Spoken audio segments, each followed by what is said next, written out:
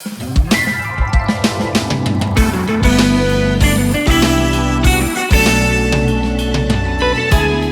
écoutez une prédication de Fil la Cité d'Exaucement afin d'exposer chaque personne à la parole de Dieu et à l'œuvre du Saint-Esprit pour que Christ se manifeste personnellement et socialement.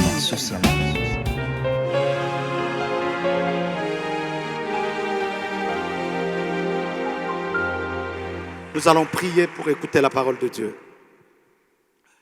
Seigneur, nous sommes là pour t'écouter. Nous voulons que tu nous parles, simplement que tu touches nos cœurs, que quelque chose de divin passe et rencontre nos cœurs. Nous avons besoin de toi. Parle-nous. La Bible déclare, il envoya sa parole et sa parole le guérit. Guéris-nous à travers ta parole. Au nom de Jésus. Amen. Gloire à Dieu. Nous disons merci à notre pasteur, le pasteur Atoms, qui nous donne cette occasion, ce privilège de partager la parole de Dieu. Et merci à vous, ce matin, d'être là pour écouter la parole de Dieu, pour être édifié. Mon exhortation de ce matin a comme sujet le dessein de Dieu et Mardochée. Les desseins de Dieu et Mardochée. Ce matin, Dieu m'a donné un message pour encourager quelqu'un. Je suis venu avec un message comme une personne qui tient la main de quelqu'un et qui l'amène quelque part pour lui dire « Vois ce que Dieu a pour toi. Regarde ce que Dieu a conçu pour toi. » Ce matin, j'ai reçu le mandat de donner du courage à quelqu'un. Je dirais mieux, j'ai reçu un mandat de la part du Seigneur de booster la foi de quelqu'un, de te pousser à avoir encore confiance à Dieu. Nous allons lire ces deux textes qui vont nous servir de texte de base. Esther chapitre 6, du 1er au 11e verset. Mais nous allons lire du 1er au 5e et puis du 10e au 11e. Mais le contexte, c'est du 1er au 11e verset. Et puis, nous allons lire après Jérémie chapitre 29, verset 11. Esther 6, 1 à 11. Jérémie 29, verset 11. Cette nuit-là, le roi ne put pas dormir et il se fit apporter les livres des annales, les chroniques. On le lit devant le roi et l'on trouva écrit ce que Mardochée avait révélé au sujet de Bigtan et de Teresh, les deux eunuques du roi, garde du seuil, qui avaient voulu porter la main sur le roi Assuérus. Le roi dit, quelle marque de distinction et d'honneur Mardochée a-t-il reçu pour cela? Il n'a rien reçu, répondirent ceux qui servaient le roi. Alors le roi dit, qui est dans la cour? Aman était venu dans la cour extérieure de la maison du roi pour demander au roi de faire pendre Mardochée au bois qu'il avait préparé pour lui. Les serviteurs du roi lui répondirent, c'est Aman qui se tient dans la cour. Et le roi dit qu'il entre. Je saute directement le verset 10 et le verset 11.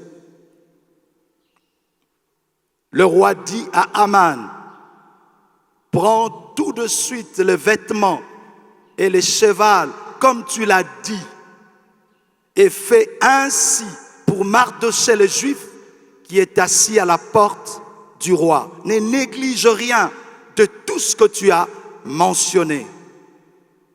J'aime le verset 11. Et Aman prit le vêtement et le cheval. Il revêtit Mardochée. Il le promena à cheval à travers la place de la ville. Et il cria devant lui. C'est ainsi que l'on fait à l'homme que le roi veut honorer. C'est ainsi que l'on fait à l'homme que le roi veut honorer. Jérémie chapitre 29, verset 11. Car je connais le projet que je formais sur vous, dit l'Éternel, projet de paix et non de malheur, afin de vous donner un avenir et de l'espérance. Quelqu'un dit Amen. Oh, donne-moi un bon Amen. Ce matin, nous allons faire un rapprochement, une liaison, une sorte de relation entre les textes de Jérémie, chapitre 29, verset 11, ainsi que l'histoire de Mardochée, qui se trouve dans le chapitre 6 du livre d'Esther. Le contexte du livre d'Esther montre qu'Israël est en captivité. En fait, il est sous la domination de l'empire médo-perse. Et dans ces livres, nous voyons Esther, qui est une jeune juive élevée par Mardochée, devient reine à la place de Vachi. Il y a quelque chose qui a été fait et Vachi a été remplacé par Esther. Donc, toujours, quand vous poursuivez ces livres, vous êtes en train de voir Aman maintenant, un chef à côté du roi, un principal chef du roi, complote quelque chose pour exterminer tous les Juifs. Mais il avait comme ennemi principal Mardochée. Maintenant au chapitre 6, ici nous voyons le roi qui n'a pas pu dormir. Il y a des jours dans la vie où on cherche le sommeil, ça ne vient pas. Et il a demandé à ses sujets, venez, commencez à lire pour moi les annales, les chroniques. Curieusement, quand ils ont ouvert les livres, ils se sont retrouvés que l'endroit où Mardochée avait fait quelque chose de bien pour le roi, mais il n'avait pas été récompensé. Il pouvait tomber une autre part, un autre endroit, mais il s'est retrouvé qu'à cet endroit-là. Et le roi maintenant va poser la question, qu'est-ce qu'on a fait de bon pour Mardochée? Parce qu'il a fait quelque chose de bien, mais qu'est-ce qu'on a fait en retour? Ces sujets vont répondre, en réalité, on n'a rien fait pour Mardochée. Et il leur demanda, maintenant qui est dans la cour? Aman était venu, lui avait un autre projet.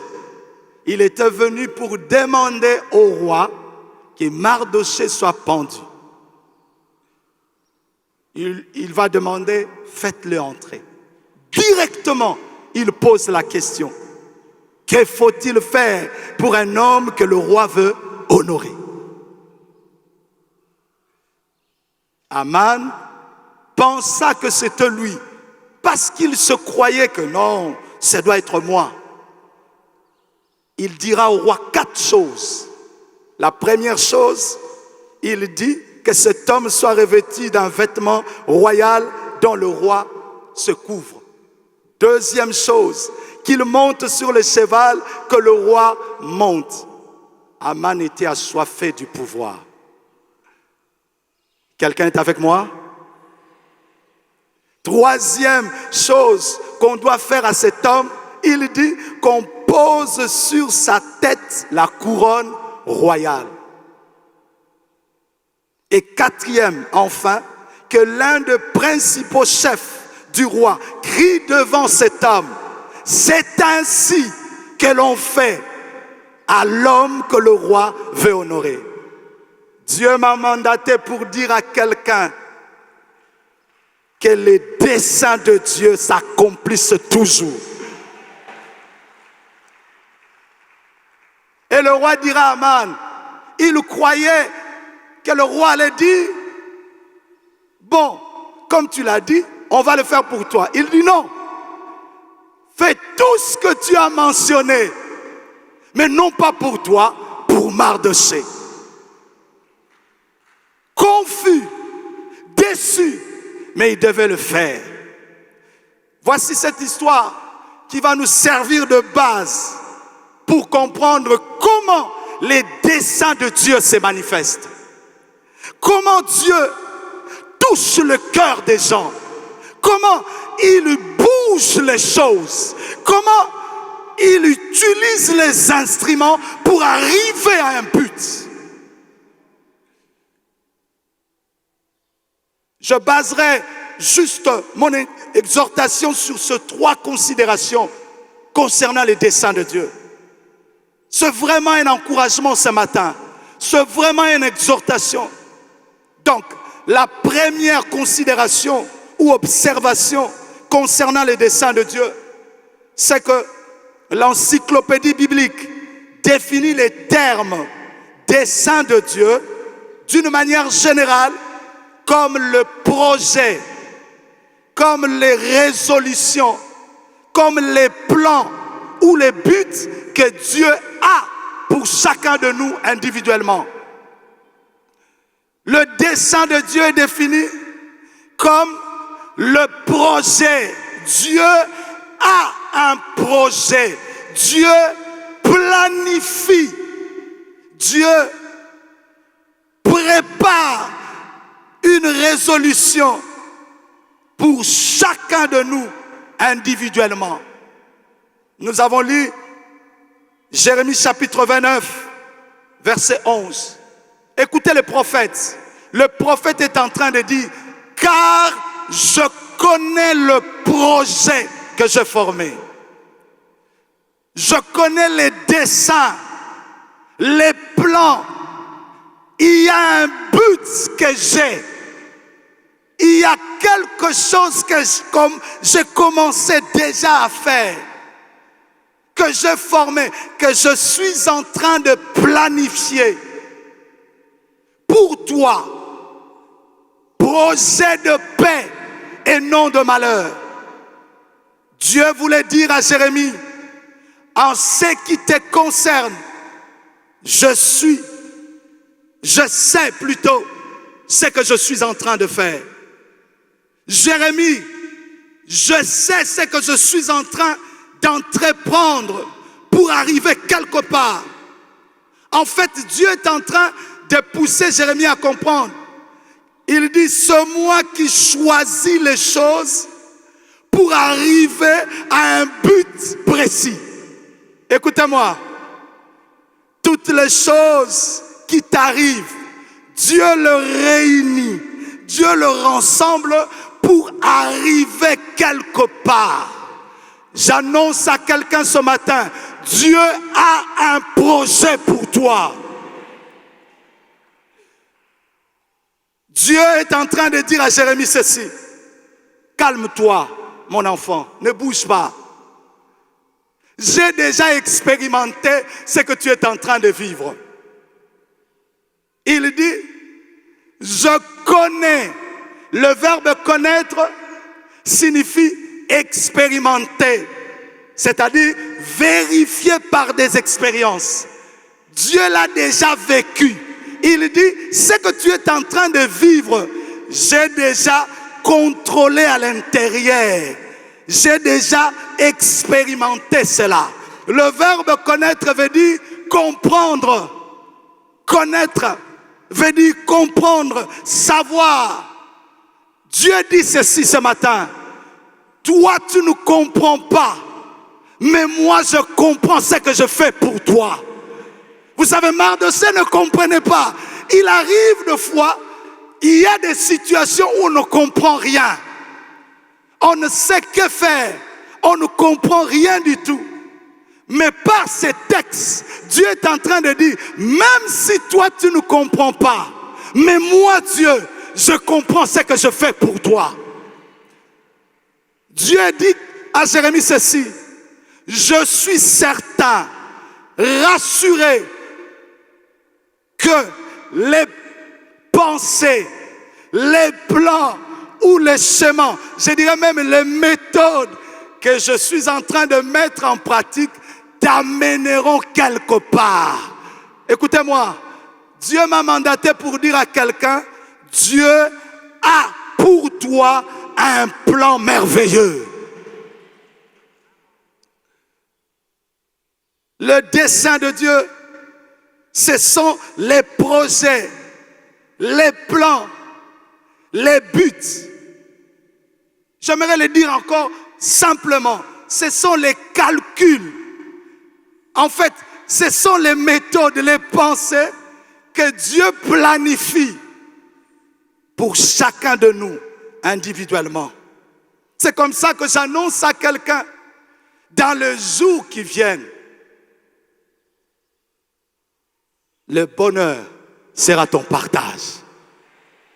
Dans les jours qui viennent, il dit, ce ne sont pas des projets de malheur, mais ce sont les projets de bonheur.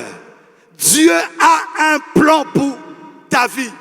Un Dieu de dessein veut dire que je veux quelque part avec Dieu. Un Dieu de dessein veut dire il y a une destination quelque part. Et il est en train de m'amener là-bas. Écoutez-moi. Il arrive de fois, on regarde les circonstances qui nous entourent. Je me suis retrouvé dans ma vie à un moment donné où je ne voyais pas le lendemain. Une obscurité était devant moi. Je ne comprenais pas qu'est-ce qui se passait. Mais même si on ne comprend rien, il y a un plan bien déterminé par Dieu pour nous. Quand nous disons que Dieu a un plan pour nous, cela peut se traduire en plusieurs choses. Écoutez, cela veut dire tout simplement qu'il y a une destination. Il y a des choses que Dieu se met et il commence à préparer cela.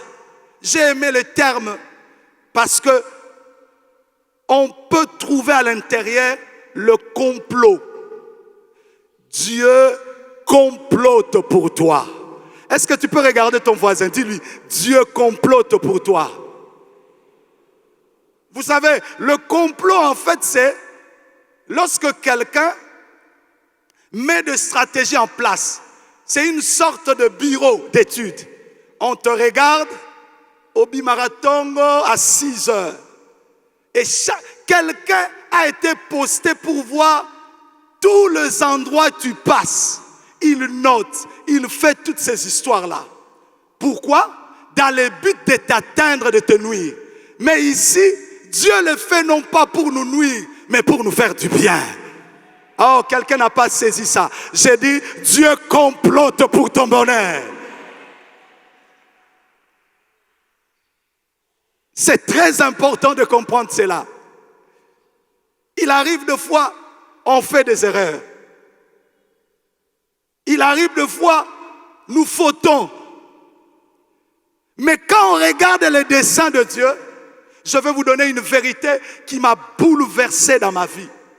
C'est que Dieu utilise nos erreurs pour le faire introduire dans le plan général pour notre bonheur. J'aimerais le dire autrement.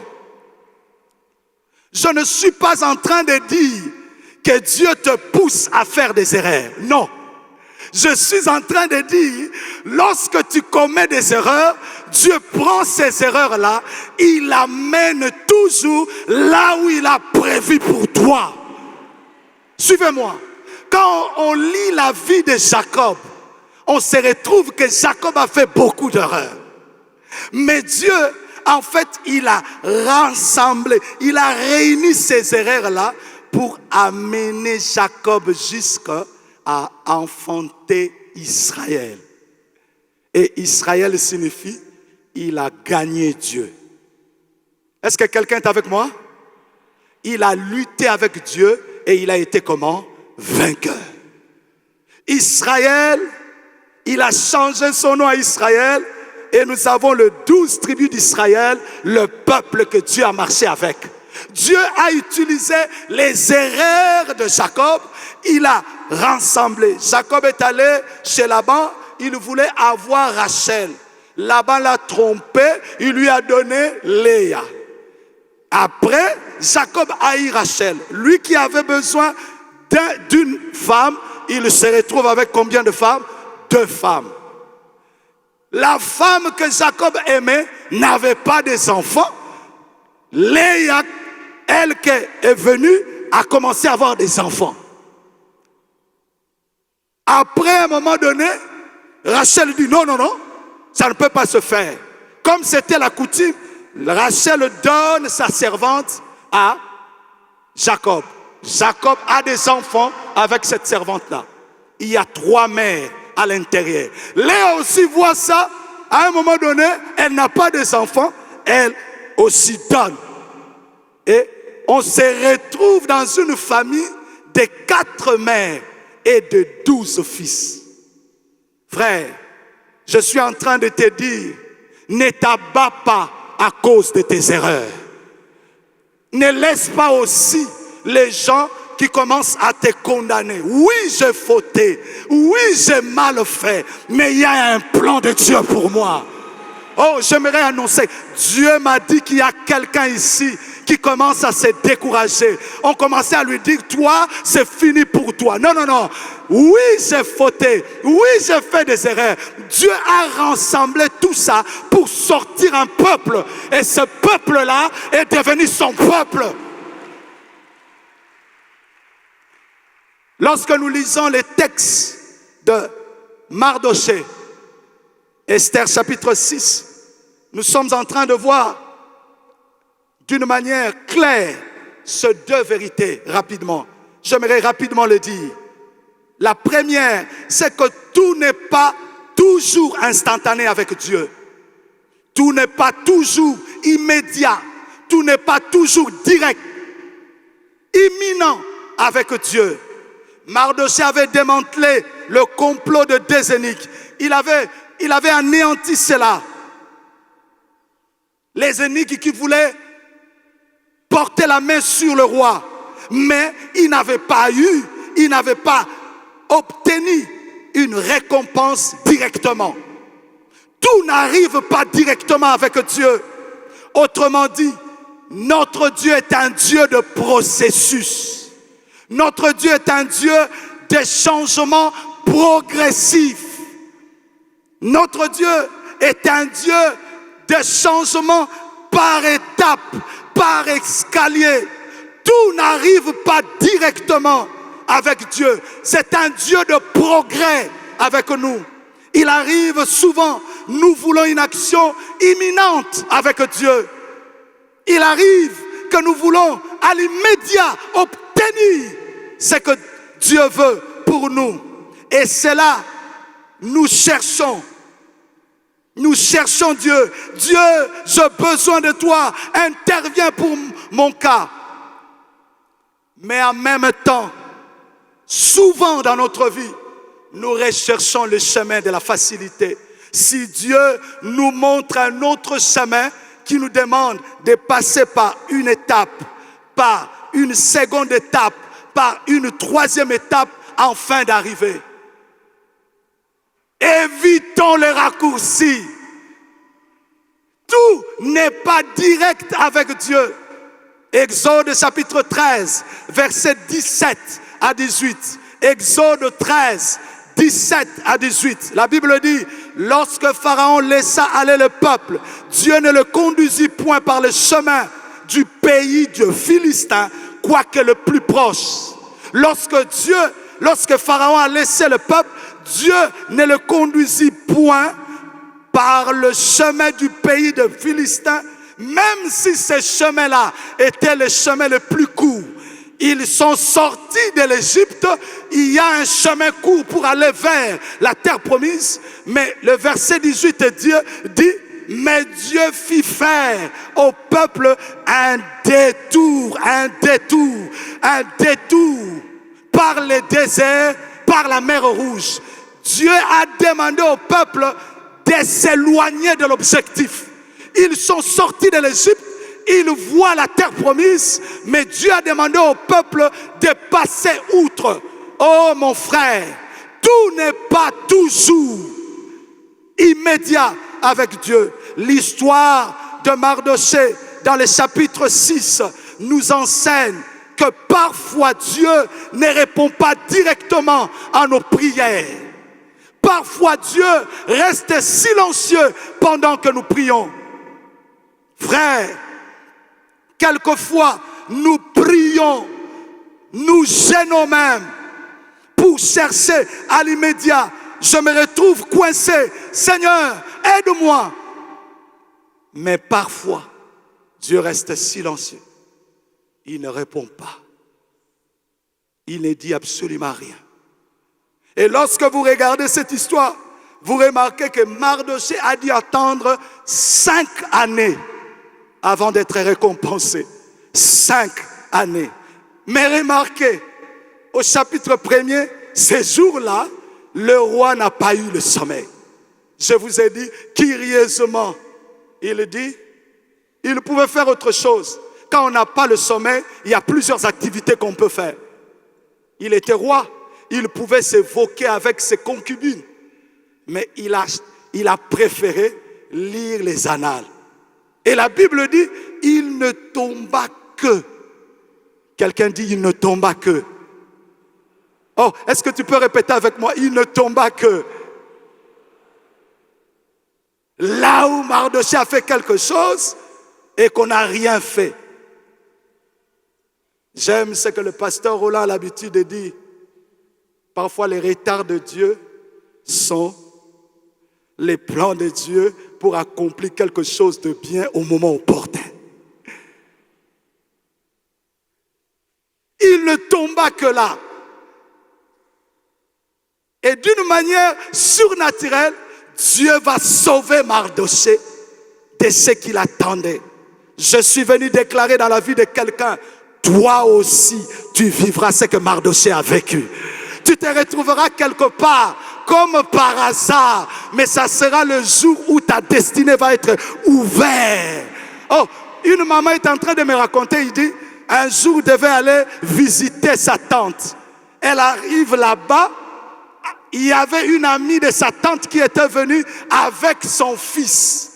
Et quand elle arrive là-bas, l'amie de la tante avec son fils était en train de causer. Et le garçon a vu la maman et c'était pour lui l'histoire de son mariage. J'annonce à quelqu'un que toi aussi, dans le jour qui vient, tu vas vivre ce que Mardochée a vécu. Je suis venu encourager quelqu'un que Dieu va sortir de son silence. Oh, dans les quelques mois qui nous restent dans cette année, Dieu va sortir de son silence pour quelqu'un. Et tu ne comprendras pas, il va commencer à bouger les choses. Toi-même, tu ne vas pas comprendre, mais lui, il va commencer à bouger les pions pour ton bonheur. La deuxième vérité que nous trouvons dans ces textes, c'est que Dieu ne nous montre pas toujours ce qu'il est en train de faire pour nous.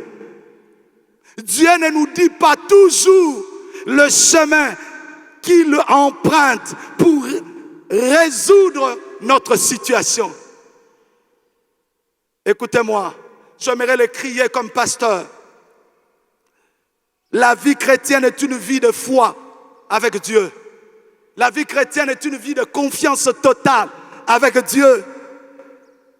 C'est une marche avec Dieu où Dieu est notre Père et nous sommes ses enfants. La vie chrétienne est un voyage avec Dieu où il est un berger et nous sommes ses brebis. La vie chrétienne, c'est une marche avec Dieu où il est le maître et nous sommes ses serviteurs. C'est une vie de relation avec Dieu. Quelle est cette vie chrétienne que nous avons aujourd'hui? Où à chaque pas de notre vie, nous voulons avec précision que Dieu nous dise là où nous allons mettre notre pied. Ça, ce n'est pas ce que la Bible dit. C'est une vie de foi. C'est comme ça que nous sommes trompés par les faux prophètes. Il viendra à chaque situation de ta vie. Tu n'as pas confiance à Dieu. Tu veux ce que le prophète dit. Non, la vie chrétienne, c'est une vie de confiance avec Dieu. Pourquoi? Dieu ne nous dit pas toujours ce qu'il fait. Pendant que Mardochée était là et qu'il y avait une sorte de complot pour tuer tous les Juifs, Dieu faisait quelque chose dans le palais. Le roi n'a pas pu dormir et puis il a demandé à Aman, entre, dis-moi, qu'est-ce qu'on doit faire pour un homme que le roi veut honorer? Mardochée là-bas ne savait absolument rien du tout. Écoutez-moi, j'aime les prophètes. Je suis d'accord avec les prophéties. Mais la vie chrétienne est une vie de foi. La foi est une ferme assurance des choses qu'on espère. Une démonstration de quoi? De quoi? De celles qu'on ne voit pas. Dieu ne nous montre pas toujours le chemin qu'il passe pour nous bénir.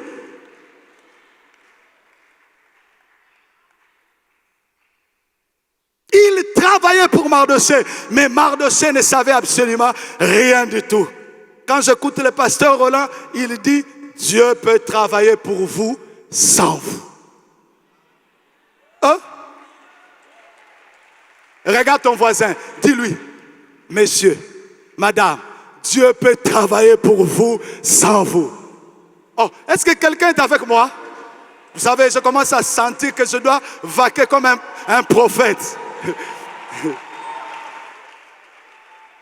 Même si tu ne vois pas, même si tu ne sens rien, il y a un roi quelque part qui commence à avoir des démangeaisons.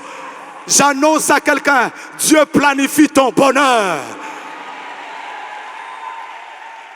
Écoutez, même si tu n'es pas informé, il y a un prophète qui a été mandaté par Dieu et il est là pour te oindre. Il t'attend là-bas. Je vais oindre David. Où est David? Je vais oindre David. Où est David? J'annonce à quelqu'un, dans le jour qui vient, les plans de Dieu vont s'accomplir dans ta vie. Dieu ne nous dit pas toujours comment il... C'est comme ça qu'il faut avoir la foi en Dieu. J'ai dit, Dieu m'a dit de dire à quelqu'un qu'il prépare une action secrète pour t'honorer. Il le prépare. Il est dans le bureau.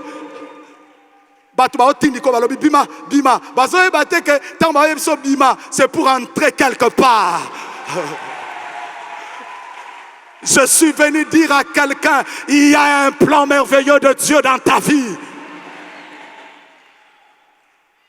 Moïse veut mourir. Il dit que Ruben vive et qu'il ne meure pas.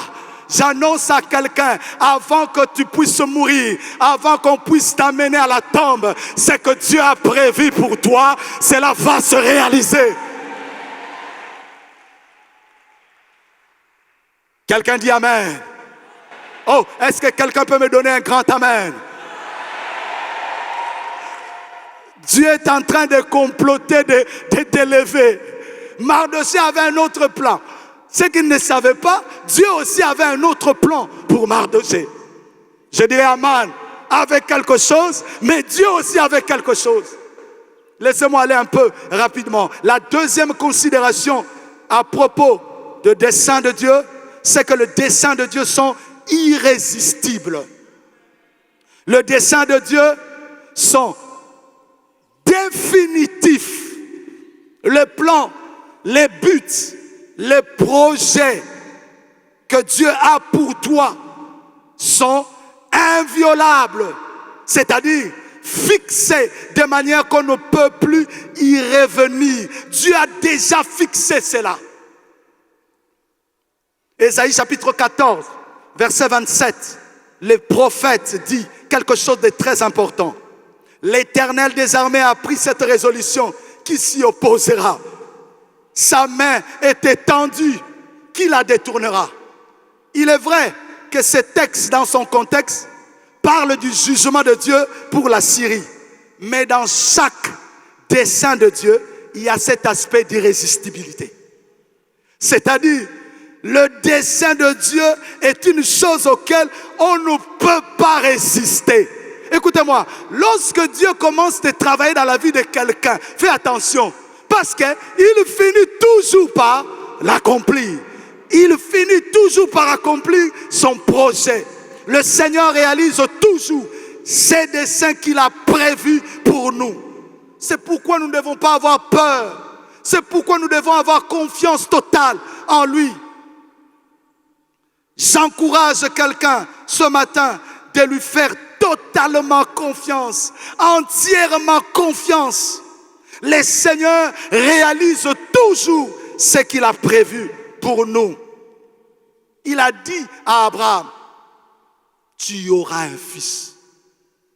25 ans après, vous savez, quand on dit 25 ans, 25 ans, 25 ans, c'est deux mots, 25 et année. Mais dans la vie, ce n'est pas deux. Quelqu'un est avec moi? Dans la vie, ce n'est pas deux. C'est combien? Quelques secondes, quelques minutes, quelques heures, une année, 2 ans, 3 ans.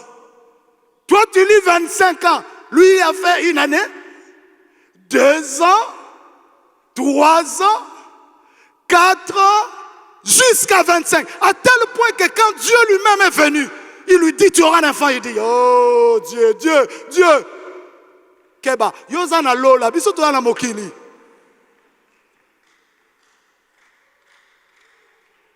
Les desseins de Dieu sont comment? Irrésistibles. Il a dit: tu auras un enfant. Après 25 ans, il lui a donné un enfant. Personne ne peut s'opposer au dessein de Dieu. Qui peut le faire? Ton corps, je ne crois pas. Abraham se regarde et il dit: Dieu au ciel, nous sommes sur la terre. Je suis devenu vieux. Il y a quelqu'un qui se dit: petit. J'annonce à quelqu'un, les destins de Dieu sont définitifs. Les choses qu'il t'a dit en cachette, tu étais toi-même. Tu l'as dit à 2 ou 3 personnes. Et puis à un moment donné, tu commences à dire: il faut effacer en haut parce que je ne vois pas. Il va le réaliser. Écoutez, je suis avec Jésus. Jésus dit aux disciples, Jean 11, Lazare dort, je veux le réveiller. Il arrive, Marthe le dit: Seigneur, il sent déjà, ça fait 4 jours qu'il est là. Les desseins de Dieu sont comment? Irrésistibles. Est-ce que quelqu'un peut répéter ça? Les desseins de Dieu sont comment? Irrésistibles. Il a dit aux disciples: Lazare dort, je veux le réveiller. Marthe lui montre qu'il y a une décomposition. Mais lui, il avait dit que Lazare dort, je veux le réveiller. Il y a eu décomposition. Le foie a sauté. Je ne sais pas comment. Est-ce que Dieu a refait le foie? Non, je ne comprends pas. Mais ce que je sais, c'est que Lazare, qui était mort, il était ressuscité.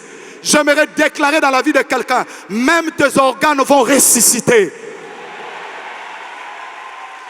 Parce que les desseins de Dieu sont inviolables. Quelqu'un dit Amen. Aman avait un autre dessein pour Mardochée.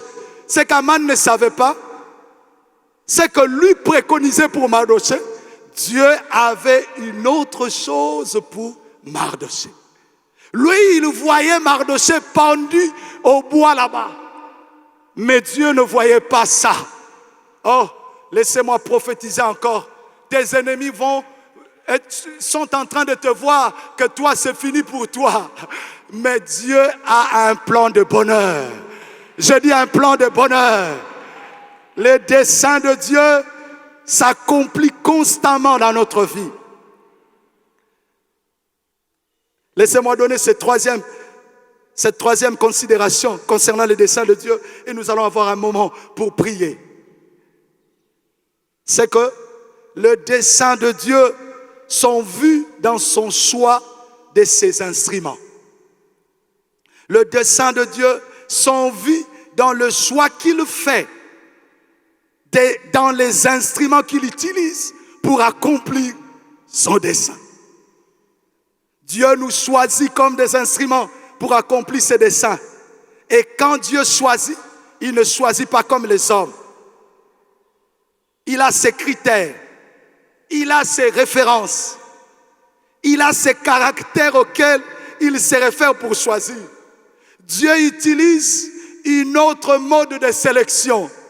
Dieu utilise une autre méthode, une autre façon, non pas comme les hommes pour choisir. Maintenant, écoutez ça clairement. Dieu choisit des instruments faibles, sans toutes sortes de compétences selon les hommes, mais que lui qualifie enfin de les utiliser. J'aimerais les réciter, les redire. Dieu choisit des instruments faibles, sans toutes sortes de compétences selon les hommes, mais que lui-même qualifie enfin de les utiliser puissamment. 1 Corinthiens chapitre 1, verset 27 à 29. Paul dit ceci. Mais Dieu a choisi les choses folles du monde pour confondre les sages. Dieu a choisi les choses faibles du monde pour confondre les fortes. Et Dieu a choisi les choses viles du monde et celles qu'on méprise, celles qui ne sont point, pour réduire à néant celles qui sont, afin que nulle chair ne se glorifie devant Dieu.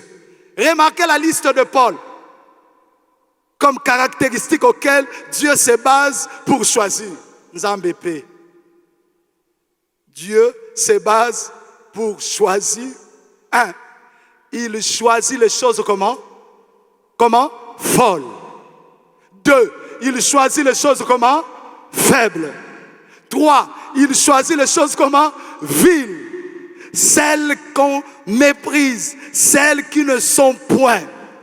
Aman, quand il regardait Mardochée, il le voyait dans la catégorie des folles.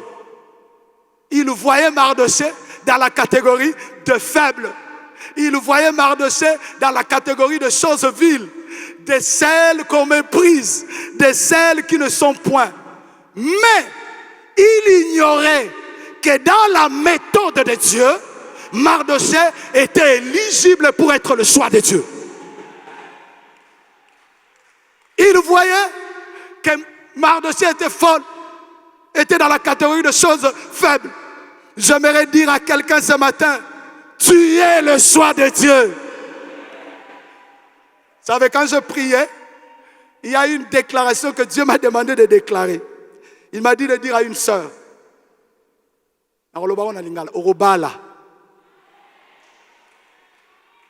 pourquoi? Parce que frère Onzambe a otindelo, il y a lingane kaba ba mi kumble. Quand toi tu te regardes, tu dis la petite taille, la petite taille, la petite taille, les autres. Mais Dieu est en train de préparer quelqu'un. Lui là, ce sont les petites tailles.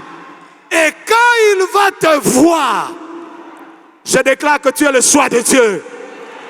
Oh, je dis que tu es le choix de Dieu. Écoutez-moi. Dans la liste de Dieu, il n'y a pas beaucoup de David.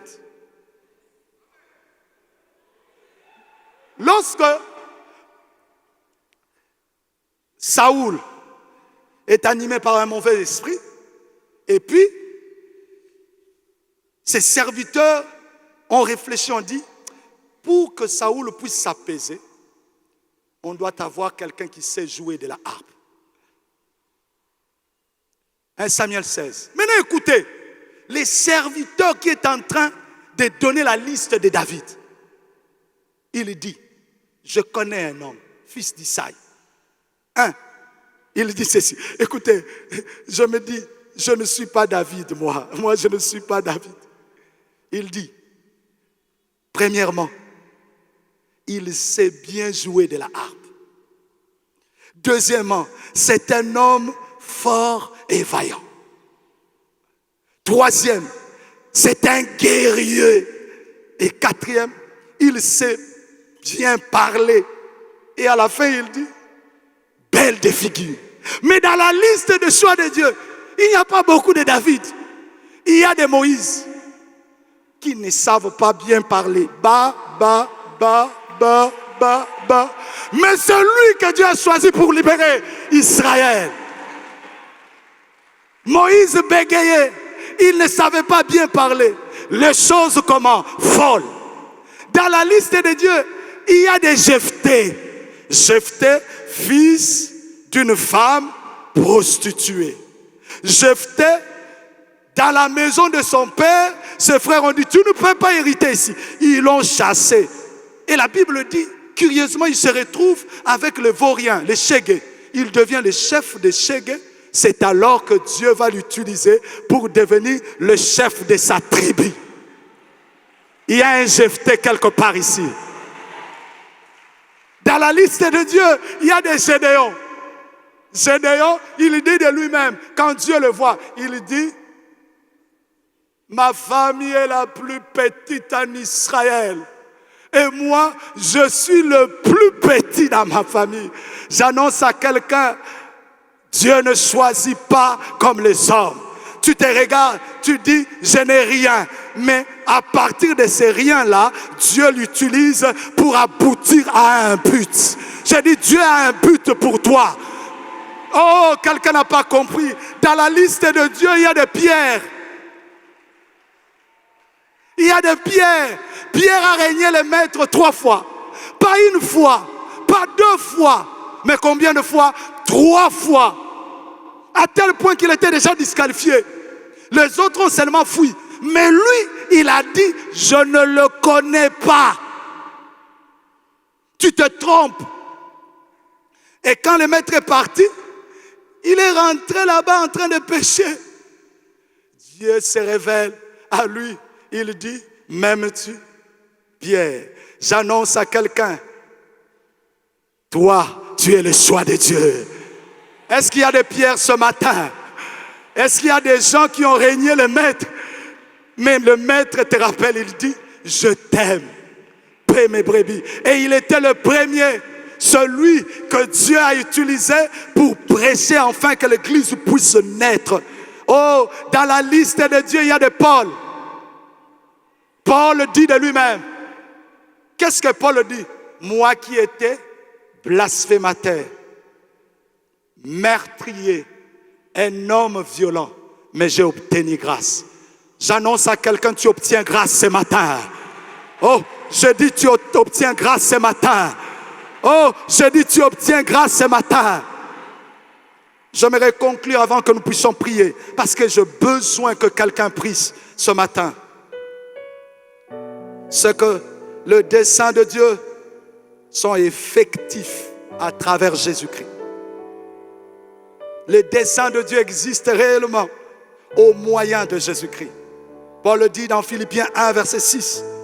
Je suis persuadé que celui qui a commencé à vous cette bonne œuvre la rendra parfaite pour le jour de Jésus-Christ. La manifestation de dessein de Dieu dans notre vie passe uniquement par Jésus-Christ. Sans cela, nous ne pouvons pas vivre ce que Dieu a prévu. Ce matin, j'aimerais t'inviter à prier avec moi ce matin. Quelques minutes pour déclarer que tes desseins vont s'accomplir dans ma vie. Je ne comprends pas. Je ne sais pas. Mais ça va s'accomplir. Est-ce que tu peux te lever? C'est 2 minutes. Donne-moi ces 2 minutes. Commence à déclarer